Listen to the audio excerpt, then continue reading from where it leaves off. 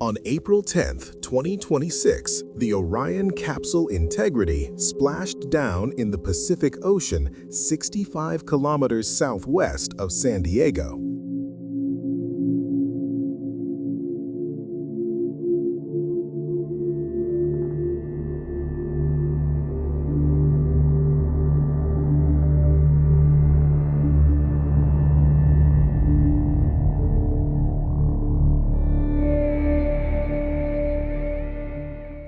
Navy divers reached the capsule first, checked the hull for toxic fumes, then opened the hatch and carefully helped each astronaut out onto an inflatable raft floating on the open ocean.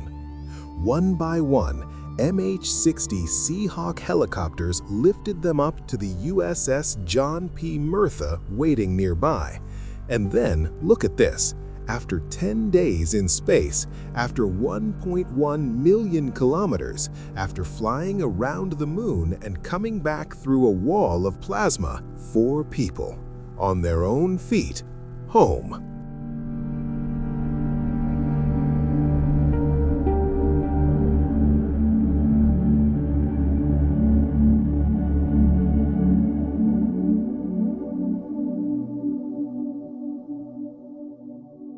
Integrity made first contact with Earth's upper atmosphere at an altitude of 122 kilometers above the surface. A crew module carrying Reed Wiseman, Victor Glover, Christina Koch, and Jeremy Hansen oriented itself so that the heat shield was pointed directly in the direction of travel, the only geometry that could keep them alive for what came next.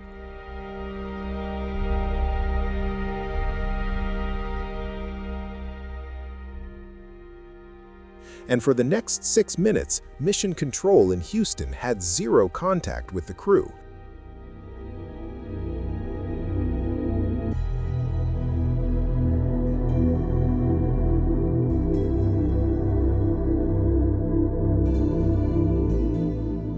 What made this particular blackout different from any crewed re-entry since 1972 was what the 4 astronauts inside already knew about the object that was now their only protection from 2200 degrees Celsius pressing against the outside of their spacecraft.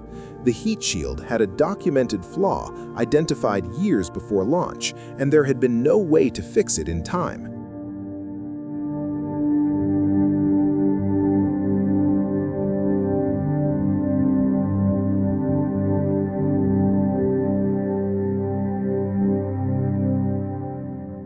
The Artemis II mission launched April 1, 2026. The crew of Integrity completed a 7-hour flyby of the moon, the first time humans had been this close to the lunar surface since Apollo 17 in December 1972. During that flyby, they took thousands of photographs. Here are the ones that matter most and what makes each of them unlike anything taken before.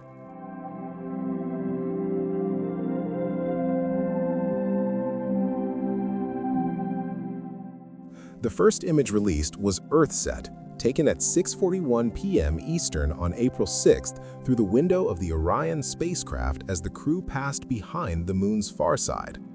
In the foreground, Ohm crater is visible with terraced edges and a flat floor interrupted by central peaks.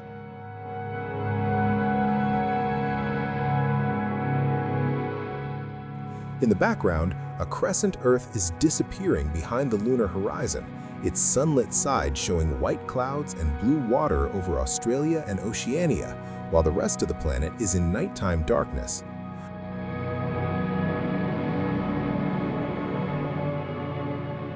The Artemis II crew was flying approximately 6,500 kilometers above the lunar surface, roughly 100 times higher than Apollo 8 was in 1968, when Bill Anders took the original Earthrise, which means the scale relationship between Earth and Moon in this frame is completely different from anything in the Apollo archive. Shortly after Earthset, the crew witnessed the solar eclipse. From their vantage point, the moon appeared large enough to completely block the sun, creating nearly 54 minutes of totality, far longer than any total solar eclipse ever observed from Earth's surface, where totality typically lasts a few minutes at most. As the moon blocked the sun, Parts of the solar corona appeared around the moon's edge, with structures the crew described as looking like baby hairs, and the science community is still investigating whether the full halo visible in the images is due to the corona, zodiacal light, or a combination of both.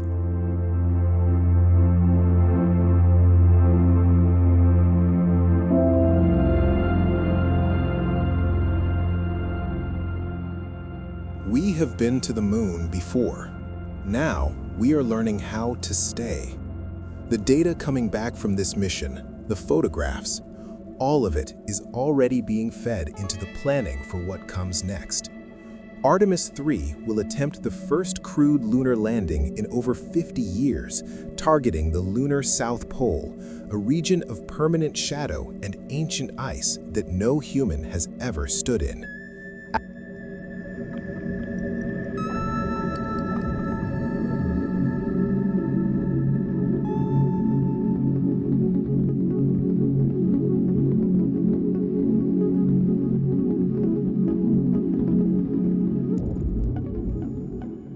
The goal is not another flag and a few days of exploration.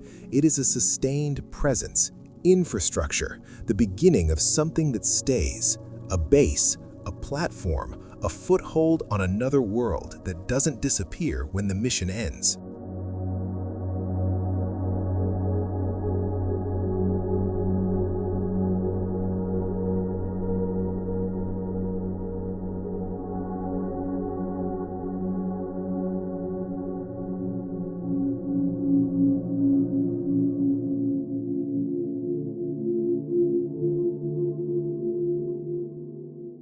And beyond the moon, the trajectory points further.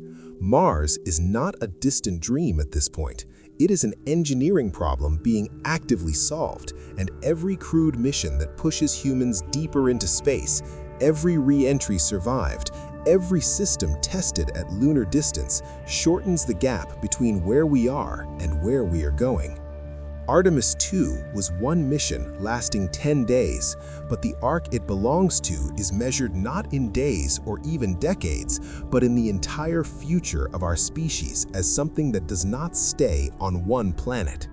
Reed Wiseman, Victor Glover, Christina Koch, and Jeremy Hansen flew around the moon and came home.